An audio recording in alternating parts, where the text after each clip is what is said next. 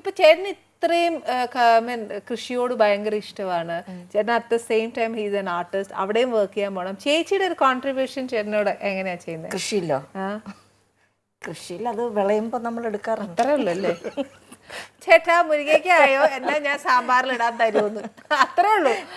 Supply എല്ലാവർക്കും കൊടുക്കും. ഒരു സാധനം നമ്മൾ കൃഷി ചെയ്യുന്ന ഞങ്ങൾ വിൽക്കാറില്ല, ഞങ്ങളത് എല്ലായിടത്തും എത്തിക്കും. എല്ലാവർക്കും നല്ല മനസ്സാ ചേച്ചിക്ക്. കാര്യം നമുക്കത് ഈ പറഞ്ഞ പോലെ കടയിൽ പോയി മേടിക്കുന്നതിന് തൃശ്ശൂരുള്ള സാധനം കൊല്ലം വരെ എത്തും, കൊല്ലത്തെ വീട്ടിൽ വരെ എത്തും. തൃശ്ശൂരിന്ന്. ഓ അത് ശരി. അപ്പൊ ചേട്ടൻ വലിയ സ്കെയിലാണോ? അവിടെ ഒരു മുരിങ്ങ മരത്തിൽ നിന്ന് പൊട്ടിച്ചാൽ തന്നെ ഒരു ലോഡ് അത്രയ്ക്കുണ്ടാവും. ചേട്ടൻ ശരിക്കും ആ വളമൊക്കെ ഇടുന്നതിന്റെ ആ സമയവും എല്ലാം ചേട്ടൻ കാര്യമായിട്ട് അതിന്റെ ശ്രദ്ധ കൊടുക്കും. അതായത് നമ്മുടെ ഈ കേരളത്തിൽ കൃഷി ചെയ്യാൻ പറ്റുന്ന 3-4 സാധനങ്ങൾ മാത്രമേ ഉള്ളൂ പെട്ടെന്ന് ലാഭകരമാക്കാൻ പറ്റുന്നത്. കാരണം കേരളത്തിൽ കൃഷി ഒരു ബിസിനസ് എന്നുള്ള പരാജയമാണ്. കാരണം അത് ചെയ്താൽ മുതലാവും. തൊഴിൽ അവർക്ക് പൈസ കൊടുത്തിട്ട് പിന്നെ അതിൽ നിന്ന് ലാഭം എടുക്കാൻ ബുദ്ധിമുട്ടാണ്. നമ്മള് കൃഷിയിൽ ഒരൊറ്റ ഇതിൽ മാത്രമേ നമ്മൾ സെൽഫ് സഫിഷ്യന്റ് ആയിട്ടുള്ളൂ. അത് പൈനാപ്പിൾ മാത്രം, വേറെ ഒന്നിലും നമ്മൾ സഫിഷ്യന്റ് അല്ല. ഇപ്പൊ നമ്മള് വീടുകളിലൊക്കെ നമ്മൾ ഈ പച്ചക്കറി വെക്കുവാന്നേല് നമുക്ക് വലിയ മെനക്കേടില്ലാതെ 6 മാസം കൊണ്ട് അല്ല വലിയ മെനക്കേട് ഇല്ലാതെ നമുക്ക് കിട്ടാവുന്ന ഏതൊക്കെ പച്ചക്കറി? നമുക്ക് വെണ്ടക്കായ കിട്ടും, തക്കാളി കിട്ടും, പച്ചമുളക് നല്ലപോലെ കിട്ടും. തക്കാളി കിട്ടും. അതൊക്കെ ഉണ്ടാവും. അതായത് ശരിക്കും പറഞ്ഞ ഒരു യുദ്ധകാലാടിസ്ഥാനത്തിൽ ഇതിൽ ഈ ജനങ്ങൾ മുഴുവൻ ഇറങ്ങുകയാണെങ്കിൽ ഇതിലിറങ്ങേണ്ടത് സ്ത്രീകളാണ് ഇറങ്ങേണ്ടത്. ഇവരോട് നമ്മൾ ചെല്ലണം, അവരെ കെയർ ചെയ്യണം, അല്ലെ വലിയ പ്രശ്നമാണ്. നമ്മൾ അടുത്തൊന്ന് ചെല്ലണം. ഈ തെങ്ങിനൊക്കെ പ്രത്യേകിച്ച് തെങ്ങിനോടൊക്കെ നമ്മൾ മൈൻഡ് ചെയ്തില്ലെങ്കിൽ അത് കായ്ക്കില്ല. അങ്ങനെയൊക്കെ അതായത് ഈ അടുക്കള അടുത്ത് നിൽക്കുന്ന തെങ്ങ് നോക്കിണ്ടാ കായ്ക്കും. നമ്മുടെ വർത്താനം പിന്നെ നമ്മള് മീനൊക്കെ കഴുകി അതിന്റെ വെള്ളം അതിനൊഴിക്കും. സത്യം, അതൊക്കെ കറക്റ്റ്. അപ്പൊ വളം അങ്ങനെ വളം ചെല്ലും. പിന്നെ നമ്മളെ എപ്പോഴും നമ്മളൊരു അടുപ്പം ഫീൽ ചെയ്യും, ദൂരോട്ടുള്ളതിന് കുറയും. അപ്പോഴേ അതാണ് പണ്ടൊക്കെ ഉള്ളൊരു പറമ്പ് ചുറ്റി നടന്ന് വഴക്കൊക്കെ പറഞ്ഞ്.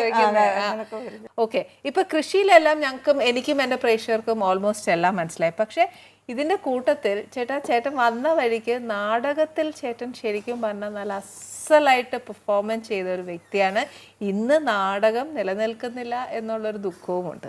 അത് തിരിച്ചു കൊണ്ടുവരാൻ ചേട്ടൻ ശ്രമിച്ചു. അല്ല, ഈ നാടകം നിലനിൽക്കുന്നില്ല എന്നുള്ളത് വളരെ ശരിയാണ്. കാരണം എല്ലാ സാധനത്തിനും അതിൻ്റെ ഡിമാൻഡാണ്. മനസ്സിലായത്? സിനിമ ഒരു കുട്ടിയോട് പെൺകുട്ടിയോട് ഇപ്പോൾ നാടകത്തിൽ അഭിനയിക്കാൻ വരുമെന്ന് പറഞ്ഞാൽ കുട്ടി വരില്ല. ഇപ്പൊ ഒരു സീരിയൽ അഭിനയിക്കാൻ അല്ലെങ്കിൽ സിനിമയിൽ അഭിനയിക്കാന്ന് പറഞ്ഞിട്ട് കുട്ടികൾ ഇഷ്ടം പോലെ വരും.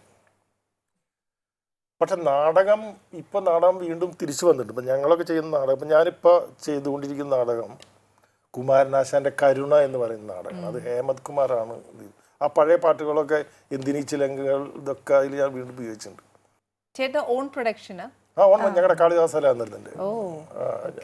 ഞങ്ങളുടെ വലിയ നാടക ട്രൂപ്പാണ്. 57 വർഷമായിട്ട് നിൽക്കുന്ന നാടക ട്രൂപ്പാണ്.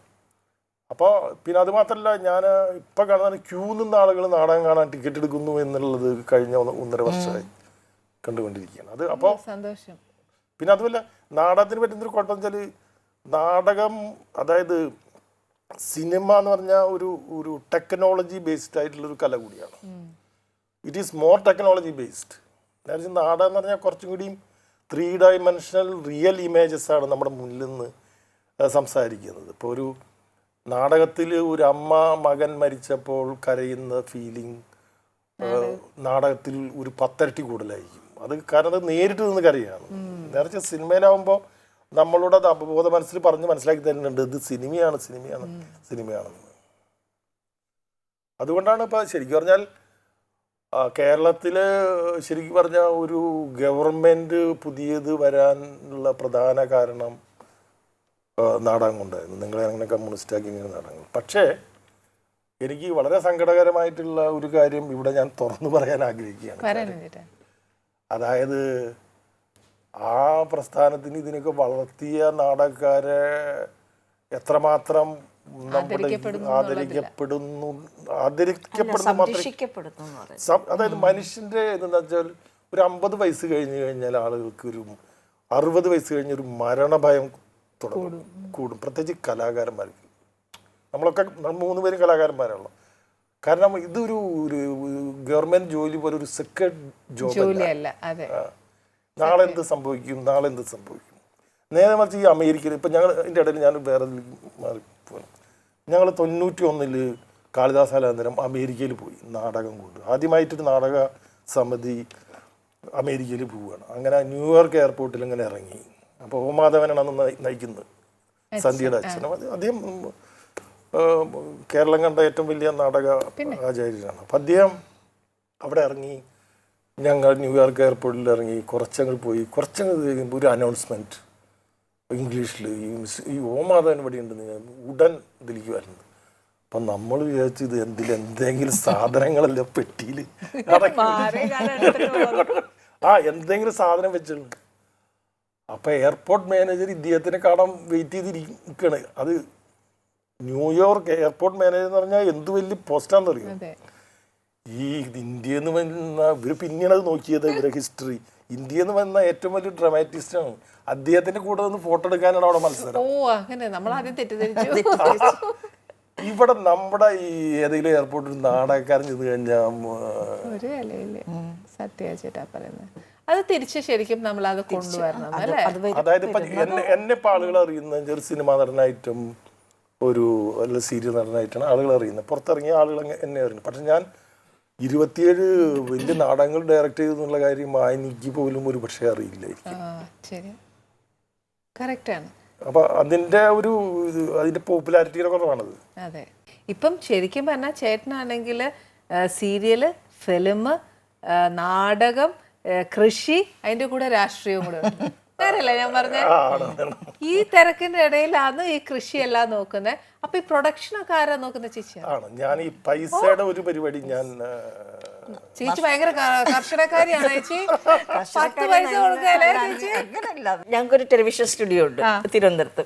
അപ്പൊ ചില ദിവസം ഞാൻ എന്തെങ്കിലും തിരക്കുണ്ടെങ്കിൽ ചേട്ടൻ കൗണ്ടറിലൊന്ന് ഇരിക്കണേന്നും പറഞ്ഞിട്ട് ഞാനൊന്ന് പുറത്തെങ്ങണം പോയിട്ട് വന്നു കഴിഞ്ഞാൽ അന്ന് വല്ല ബില്ലിങ് ഉണ്ടെങ്കിൽ ഒന്നും നമുക്ക് വരില്ല, കിട്ടുകയല്ല. ചേട്ടാ അവർക്ക് ചോദിക്കും ലാഭമാണോ നഷ്ടമാണോ എന്ന് ചോദിക്കും. അപ്പൊ അവര് പറയും, ആരെങ്കിലും പറയും ലാഭം, ഭയങ്കര നഷ്ടമാണ് ചേട്ടാ, എന്നാ പൈസ തരണ്ട, വയ്ക്കും, കാസറ്റ് കൊടുത്തു വിടും.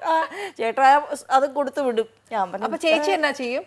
നമ്മളങ്ങനെ അല്ലല്ലോ, നമുക്ക് കറണ്ടൊക്കെ ഒരുപാട് ചെലവായതുപോലെ ഇതെല്ലാരും കേൾക്കുന്നുണ്ടല്ലോ അല്ലെ. ഇനിയിപ്പോ ബില്ല് കൊണ്ടുവരുമ്പോ ഇങ്ങനെ ആലോചിച്ചാൽ മതി.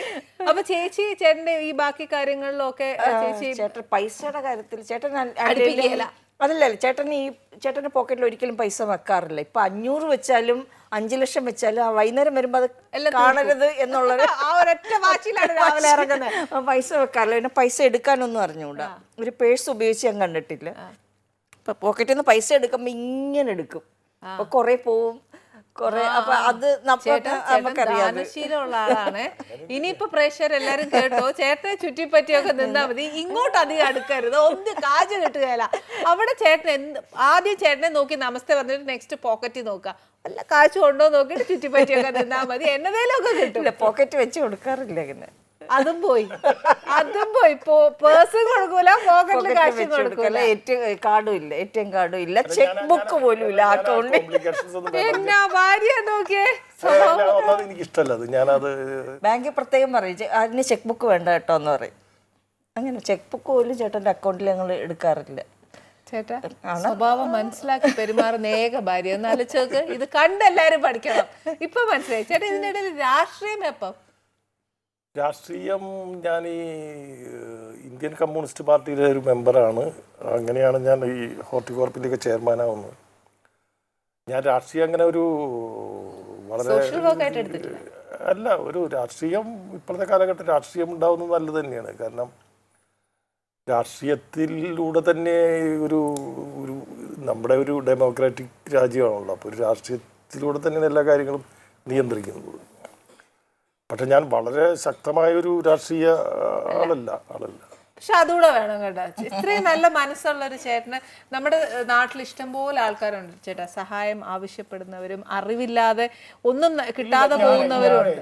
ഞാൻ ഹോർട്ടികോർപ്പിന്റെ ചെയർമാനായിരുന്ന സമയത്ത് അവസാന തീരുമാനമാണ്, ഞാനിത് ഒരു ടി വിയിലും പറയാത്തൊരു കാര്യമാണ്. ഞങ്ങൾക്ക് കുറെ കാര്യം കിട്ടി പറയൂ. അതായത് ലാസ്റ്റ് അപ്പോൾ ഇവരെ ഹോർട്ടികോർപ്പിൽ എല്ലാവരും ഈ ഡെയിലി വേജസ് അവർ സ്ഥിരപ്പെടുത്തിയിട്ടുണ്ടായിരുന്നില്ല. അവർ അപ്പം ഞാനവിടെ ചെന്നോട്ട് എന്നോട് പറയുന്നത്, സാറ് കലാകാരനല്ല, ഞങ്ങൾ സാറ് പോകുന്നതോട് കൂടിയിട്ട് ഞങ്ങളെല്ലാം ഒന്ന് സ്ഥിരപ്പെടുത്തണം. ഈ നോക്കുമ്പോൾ എന്താ വെച്ചാൽ ഈ എപ്പോഴും ഈ സെക്രട്ടേറിയറ്റിൽ പോയി കഴിഞ്ഞാൽ നമ്മളെ നിരുത്സാഹപ്പെടുത്തുന്ന കാര്യങ്ങളെ പറയുള്ളൂ. കാരണം പറഞ്ഞിട്ടില്ല അവിടുത്തെ അവസ്ഥ, പ്രോത്സാഹനമില്ല. അവിടുത്തെ അവസ്ഥ അങ്ങനെ തന്നെയാണ്. അപ്പം അങ്ങനെ തോമസ് ഐസക്കാണ് അന്ന് ധനകാര്യമന്ത്രി. പിന്നെ ഗോയൽ സാറാണ്, ഗോയൽ വലിയ, പിന്നെ കേന്ദ്ര ഗവൺമെൻറ്റിലൊക്കെ വലിയതായിരുന്നു. അപ്പം ഞാൻ അദ്ദേഹത്തിനോട് പറഞ്ഞു, ഗോയൽ ജി, അപ്പം എനിക്ക് ഹിന്ദി അറിയുന്ന കാരണം ഞാൻ ഹിന്ദിയിലാണ് അദ്ദേഹത്തിനോട് സംസാരിച്ചത്. ഹിന്ദി പറയൂ. അപ്പം പിന്നെ മൂപ്പർക്ക് താല്പര്യം കൂടി ഈ എന്ന് പറഞ്ഞു. അപ്പോൾ ഞാൻ ഈ കാര്യം ഇങ്ങനെ ഇടയ്ക്കിടയ്ക്ക് ഇങ്ങനെ പറയും. അപ്പോൾ പറയും, വെയിറ്റ് ഫിർ ദേखेंगे ചലേंगे ഫിർ ദേखेंगे എന്ന് മൂപ്പരിങ്ങനെ പറഞ്ഞു. അങ്ങനെ അവസാന ക്യാബിനറ്റ് മീറ്റിംഗ് ആണ്, അവസാനത്തെ ക്യാബിനറ്റ് മീറ്റിംഗ് ഇതാണ് വന്നില്ല. അപ്പോൾ ഞാൻ നമ്മുടെ എം ഡിയോടും നമ്മുടെ എയോടും ഒക്കെ പറഞ്ഞ് നമ്മുടെ ബോർഡ് വിളിച്ചു കൂട്ടിയിട്ട് ഞാൻ പറഞ്ഞു, നമുക്ക് ഇവരൊരു ലിസ്റ്റ് എടുക്കണം, ഒരു 400 പേരുടെ ഒരു ലിസ്റ്റ് എടുക്കണം. അപ്പോൾ സെക്രട്ടറി എന്ന് പറഞ്ഞാൽ അവരൊക്കെ പറയുന്നുണ്ട്, അയ്യോ ചെയർമാൻ എന്ത് അബദ്ധമായി കാണിക്കും, നമുക്കെങ്ങനെ ഇത് ചെയ്യാൻ പറ്റുമോ, അത് പിന്നെ ഇതുമില്ല, പ്രാബല്യം വരില്ല, 3 മാസം കഴിഞ്ഞ് ഇലക്ഷൻ വരാൻ പോവുകയാണ്, അത് പ്രാബല്യത്തിൽ വരില്ല. അപ്പം ഞാൻ ഇവരുടെ എല്ലാം ലിസ്റ്റ് ഇങ്ങനെ എടുത്തു. അപ്പം ഞാനതിൽ നോക്കി, ഉടൻ ഈ ഏജ് ബാർ ആവുന്ന ആളുകളുടെ ലിസ്റ്റ് ഞാൻ കൂടുതലെടുത്തു, മനസ്സിലായി. അപ്പോൾ ഒരു 30ൻ്റെ അറ്റത്ത് വന്ന് നിൽക്കുന്ന ആളുകളുണ്ട്, മനസ്സിലായി. അപ്പോൾ അവരൊക്കെ എടുത്തു, എല്ലാം എടുത്ത് ഇത് ചെയ്തു, ഞാനിത് ചെയ്തു. അവസാന ക്യാബിനറ്റ് മീറ്റിങ്ങിൽ അത് വെച്ചു. എല്ലാ ഒപ്പിട്ടവരും കൂടെ VS ഇതും കൂടി അങ്ങ് ഒപ്പിട്ടു. അങ്ങനെ 372 ആളുകൾക്ക് സ്ഥിരം ജോലി കിട്ടി. ഇപ്പം അവർക്ക് എന്നെ ഇപ്പോഴും കാണുമ്പോൾ ആ ഒരു നന്ദിയും സ്നേഹവും എത്രയായാലും ഉണ്ടാവും, ഉറപ്പ്. കാര്യം ചേട്ടാ, ഇങ്ങനെയൊക്കെയാണ് ആൾക്കാർക്ക് ഒന്നും കിട്ടാതെ പോകുന്നത്. കാര്യം അവർക്ക് വേണ്ടി ഇറങ്ങാൻ ഒരാൾ വേണ്ടേ, അല്ലെങ്കിൽ നമ്മൾ പിന്നെയും അവർ പിന്തള്ളപ്പെട്ടു പോകും അല്ലേ. ശരിക്കും ഞാൻ വർത്താൻ പറഞ്ഞിരുന്നു, ഒന്നും തന്നില്ല, സോറി ചേട്ടാ. എനിക്കെന്നാ അറിയാം, ഇതേപോലത്തെ വിഷയങ്ങളൊക്കെ കേൾക്കാൻ ഭയങ്കര ഇഷ്ടമുള്ളതുകൊണ്ടാണ്. അത് എനിക്ക് മാത്രമല്ല, എൻ്റെ പ്രേക്ഷകർക്കും കൂടെ ഇഷ്ടമുള്ളതുകൊണ്ടാണ്.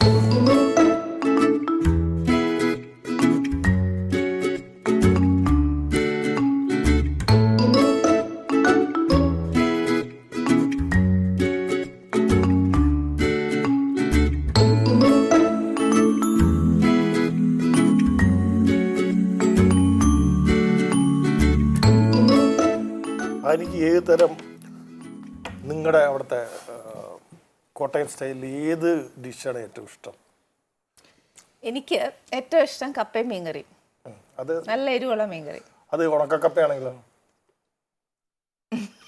ഇഷ്ടം. എനിക്ക് ഭയങ്കര ഇഷ്ടമാണ്. അവിടുത്തെ ഒരു ഇതുണ്ട്, വിത്ത് പോർക്ക്, എല്ലും കപ്പയൊക്കെ നല്ല ടേസ്റ്റാ, നല്ല ടേസ്റ്റാ ശരിക്കും. പിന്നെ ചേട്ടാ, ഇനി സോഷ്യൽ വർക്ക്സിൽ, രാഷ്ട്രീയത്തിൽ ചേട്ടാ എന്തെങ്കിലും ചെയ്യാൻ താല്പര്യമുണ്ടോ? കൃഷി ഓക്കെ, ഇപ്പം നമ്മുടെ വീട്ടമ്മമാർക്ക് കുറേ കാര്യങ്ങൾ മനസ്സിലായി കഴിഞ്ഞു. അവർക്ക് അറ്റ്ലീസ്റ്റ് അവരാൽ കഴിയുന്നത് എത്രയെന്ന് വെച്ചാൽ അതിനോട് അല്ല, അടിസ്ഥാനപരമായിട്ട് പ്രശ്നം എന്ന് വെച്ചാൽ നമ്മുടെ ഒരു ഇങ്ങനെ പഞ്ചാബിൽ ചെന്നപ്പോഴേ, പഞ്ചാബിൽ നമ്മൾ ഓരോ സ്ഥാനത്ത് അരി മേടിക്കണമെങ്കിലും മറ്റു മേടിക്കണമെങ്കിലും ഒക്കെ പുറത്ത് പോകണല്ലോ. അപ്പം അങ്ങനെ പഞ്ചാബ് എന്ന് പറഞ്ഞാൽ ശരിക്കും പറഞ്ഞാൽ ഇന്ത്യയിലെ സ്വർഗമാണ്, മനസ്സിലായി. ഭയങ്കര രസമാണെന്ന് പറയുന്നത്. കൃഷി മറ്റേ ഇപ്പോഴല്ല, ഒരു 10 കൊല്ലം മുമ്പ്. അപ്പം അങ്ങനെ പിന്നെ അവിടെ ഹോർട്ടികോർപ്പ് ചെയർമാൻ എന്ന് പറഞ്ഞു കഴിഞ്ഞാൽ ഒരു മന്ത്രിയൊക്കെ വലിയ പോസ്റ്റാണ്. അപ്പം നമുക്ക് രാത്രി ഇങ്ങനെ ഭക്ഷണവും കാര്യങ്ങളൊക്കെ തന്നു വലിയ ഇത് ചെയ്യുന്നു. എല്ലാ കൃഷിക്കാരെന്ന് പറഞ്ഞാൽ അവരെ 1-2 വീടുകൾ ഞാൻ സന്ദർശിച്ചു. ആ വീടുകളിലൊക്കെ അവരെല്ലാവരും അവിടെ ഇല്ല, എല്ലാം ട്രാക്ടർ എടുത്തങ്ങനെ പോയിരിക്കുക, മനസ്സിലായി, ട്രാക്ടറിൽ. പക്ഷേ നമ്മുടെ ഈ പരിപാടിക്കൊക്കെ വന്നത് ബെൻസ് കാറിലും മറ്റേ കാറിലൊക്കെയാണ് വന്ന് ഇത്. അപ്പോൾ അയാൾ എന്നെ ഒന്ന് ഒരു വളരെ ചിന്തിപ്പിക്കുന്ന രൂപത്തിൽ അയാൾ എന്നോട് സംസാരിച്ചു. അതായത് ഇത്ര ശാന്തസുന്ദരമായൊരു സ്ഥലം ഞാൻ വേറെ കണ്ടിട്ടില്ല. അതായത് ഒരു ബീച്ചിൽ നിന്ന് ഒരു 20 കിലോമീറ്റർ പോയി കഴിഞ്ഞാൽ ഒരു ബാക്ക് വാട്ടർ സിസ്റ്റം കിട്ടും. പിന്നെ കുറച്ച് കഴിഞ്ഞാൽ പിന്നെ ഹിൽ സ്റ്റേഷൻ കിട്ടും. അങ്ങനെ മനോഹരമായ സ്ഥലം ഞങ്ങൾ കണ്ടിട്ടില്ല. പക്ഷേ നിങ്ങൾക്കുള്ള ഗോതമ്പ് ഉണ്ടാക്കുന്നത് ഞങ്ങളാണ്. നിങ്ങളുടെ സൈക്കിൾ ഉണ്ടാക്കുന്നത് ഇപ്പം ചൈനക്കാരുണ്ടാക്കുന്നത്, സൈക്കിൾ ഉണ്ടാക്കുന്നത് ഞങ്ങളാണ്, നിങ്ങളുടെ വസ്ത്രങ്ങൾ ഉണ്ടാക്കുന്നത് ഞങ്ങളാണ്, എന്തിനാ നിങ്ങളുടെ കുട്ടികളുടെ സ്കൂൾ ബാഗ് പോലും ഉണ്ടാക്കുന്നത് ഞങ്ങളാണ്. നിങ്ങളവിടെ എന്താണ് ചെയ്യുന്നത്? ഞാൻ ഭയങ്കര ഷെയിംഡായിപ്പോയി. അയ്യേ, അപ്പൊ എന്നാ ഉത്തരം പറഞ്ഞു? ഞാൻ പറഞ്ഞു ഐ എം വെരി സോറി. അല്ലാതെ പിന്നെ എന്നാ പറയാനല്ലേ. ശരിക്കും നമ്മൾ ഈ ശരിക്കും ഇങ്ങനെയൊക്കെ കേൾക്കുമ്പോ നമ്മൾ തന്നെ ഒരു ഷെയിംഡ് ആയി പോകും. അങ്ങനെ ഞാനൊരു ഭയങ്കര സ്ട്രിക്റ്റ് രാഷ്ട്രീയക്കാരനാണ് ഇന്ന് ഇത് ഞാൻ പറയില്ലായിരുന്നു, മനസ്സിലായി. ഞാൻ മലബാറിൽ അപ്പുറത്തേക്ക് ഒരു പുതിയ കൃഷി സ്ഥലങ്ങൾ ഞങ്ങളുടെ മന്ത്രി അന്ന് ഉന്നകര അങ്ങനെ കണ്ടപ്പോൾ പുതിയ കൃഷി സ്ഥലങ്ങൾ ഉണ്ടാക്കി. അപ്പോൾ ഒരു സ്ഥലത്ത് ഇങ്ങനെ പോയപ്പോൾ ഇങ്ങനെ കൃഷിക്കാരിങ്ങനെ ചെമ്മീനിലെ പാട്ട് ഇങ്ങനെ പാടിക്കൊണ്ടിരിക്കുക. അപ്പോൾ ഉണ്ടല്ലോ പെണ്ണാളെ പെണ്ണാളെ. അപ്പോൾ നമുക്ക് തോന്നി ഇത് വളരെ മനോഹരമായിട്ടുള്ളൊരു പാട്ടുള്ള അവർ കൃഷിക്കാരിങ്ങനെ പാടിക്കൊണ്ടിരിക്കുകയാണ്. അടുത്തടുത്ത് ചെന്നപ്പോൾ ഇതിൻ്റെ ലാംഗ്വേജ് മാറുന്നുണ്ട്. അത് ബംഗാളിലാണ് പാടുന്നത്. ബംഗാളിലുള്ള പാട്ടിന്റെ ഇതാണ് പഠിക്കുന്നത് മാറ്റി വന്നിട്ടുള്ളത്. ബംഗാളി പാട്ടിന്റെ ആയിരുന്നല്ലോ ട്യൂൺ. ബംഗാളി അപ്പൊ അതിന്റെ ഒറിജിനൽ ലിറിക്സ് ആണ് അവര് പാടിക്കൊണ്ടിരുന്നത്. ബംഗാളികളാ കൊയ്യുന്ന ബംഗാളികളായിരുന്നു. ഇല്ല, നമ്മുടെ മലയാളികൾ ഇറങ്ങും, നോക്കോ. അതിന്റെ വ്യത്യാസം ഉണ്ടാവും തീർച്ചയായിട്ടും. നമുക്ക് വേണ്ടത് കാർഷിക സാക്ഷരതയാണ്. നമ്മൾ 100% എഴുതാനും വായിക്കാനും അറിയുന്നതല്ല സാക്ഷരത. എഴുതാനും വായിക്കാനും ഇംഗ്ലീഷ് എഴുതാൻ അറിയുന്നതും കമ്പ്യൂട്ടറിൽ ഇത് ചെയ്യാൻ അറിയുന്നതും വാട്സപ്പിൽ നോക്കാൻ അറിയുന്നതും മാത്രമല്ല സാക്ഷരത എന്ന് പറയുന്നത്. സാക്ഷരത എന്ന് പറയുന്നത് കാർഷിക സാക്ഷരത വേണം. മനസ്സിലായത് നമ്മളൊരു അടുത്തൊരു 10 കൊല്ലത്തിനുള്ളിൽ ഒരു 60% നമ്മുടെ തന്നെ ഉണ്ടാക്കുന്ന ഒരു അവസ്ഥയിലേക്ക് കൊണ്ടുവന്നില്ലെങ്കിൽ പിന്നെ ഇതല്ല ഇതിൻ്റെ ഏറ്റവും വലിയ പ്രശ്നം വെച്ചാൽ നമ്മൾക്ക് ഇനി ഒരു ഓർഗാനിക് കൾട്ടിവേഷൻ ഇവിടെ നടത്താൻ പറ്റാത്ത കണ്ടീഷനാണ് ഇപ്പോൾ. കാരണം നമ്മുടെ മണ്ണുകളെല്ലാം ഇൻഓർഗാനിക്കാണ്. പെട്ടെന്ന് ഒരു സ്ഥലം നമുക്ക് ഓർഗാനിക് ആക്കാൻ പറ്റില്ല. മണ്ണുകളുടെ ഇപ്പം നമ്മുടെ ഈ കുടിക്കുന്ന വെള്ളം ഈ നൈട്രേറ്റിൻ്റെ അളവ് എന്ന് പറയുന്നത് 7% മാത്രമേ കുടിവെള്ളത്തിൽ പാടുള്ളൂ എന്നാണ്. നമ്മുടെ കേരളത്തിലെ വെള്ളത്തിൽ 65% വരെ നൈട്രേറ്റ് ഉണ്ടെന്നാണ്. 65? 7 പാടുള്ളൂ, 65? അതൊക്കെ ക്യാൻസറിന്റെ ഒക്കെ ഒരു ചെറിയ കാരണങ്ങളിലൊന്ന് ഇതൊക്കെ തന്നെയാണെന്ന് പറയുന്നത്. എനിവേ, വന്നതിൽ വളരെ സന്തോഷമുണ്ട് കേട്ടോ. വലിയ വലിയ കാര്യങ്ങൾ പറഞ്ഞു തന്നതിൽ അതിലേറെ സന്തോഷം. ഒരു പ്രത്യേക താങ്ക് യു ചേച്ചി. ഈ ചേച്ചി തുറക്കാറുണ്ട് ഒരു മിനിമം ഒരു 500 നോട്ടെങ്കിലും ആ പോക്കറ്റിലെ ദിവസം വെച്ചു കൊടുക്കണം കേട്ടോ. Anyway, thank you very much ചേച്ചി. Thank U.